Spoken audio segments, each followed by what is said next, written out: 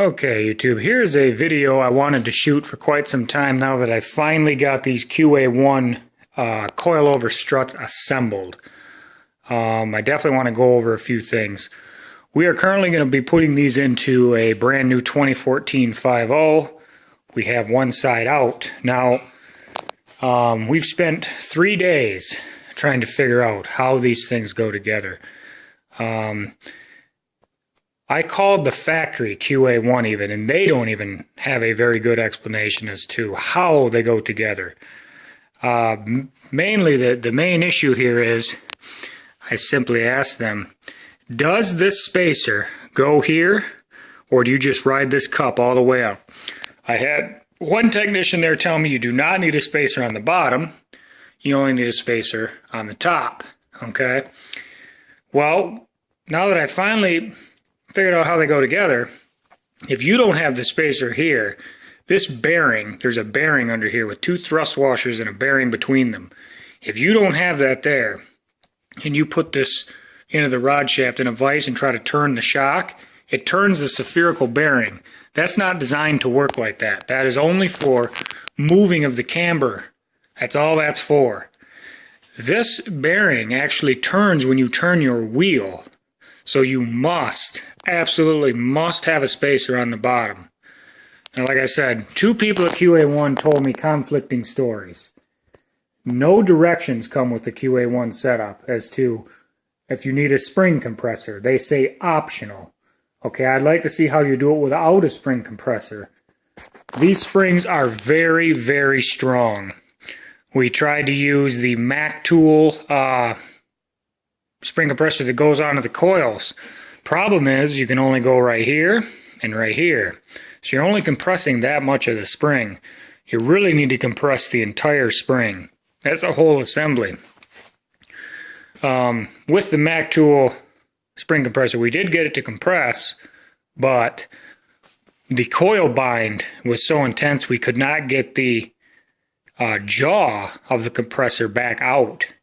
So that did not work. In the end, anybody that's looking to put these on their car, you will have to go to some sort of dealer garage like Ford. We went to Ford. I know a guy down there that used their wall mount compressor and hooks 3 jaws underneath this cap and the other 3 jaws up here, and it compresses the entire spring. That's the only way to get these springs that I know of on these struts.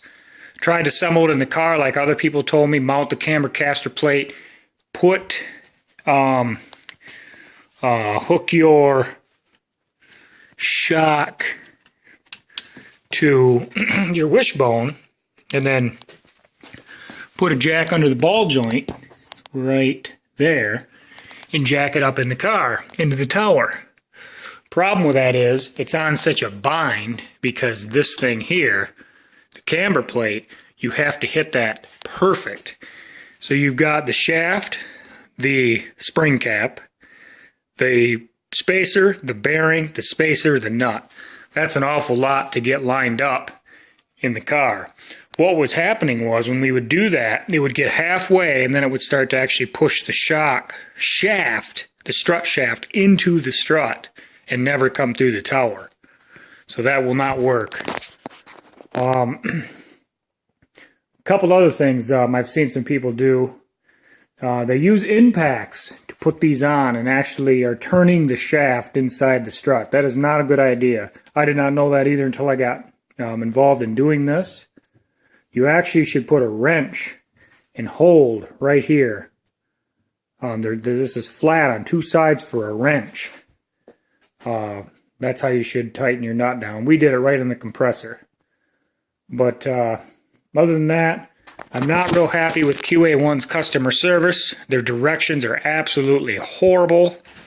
Did a lot of calling around asking how it should be assembled. Some people say use the second spacer. Some people say don't use the second spacer. You must use both spacers on each strut. That's the only way this will work.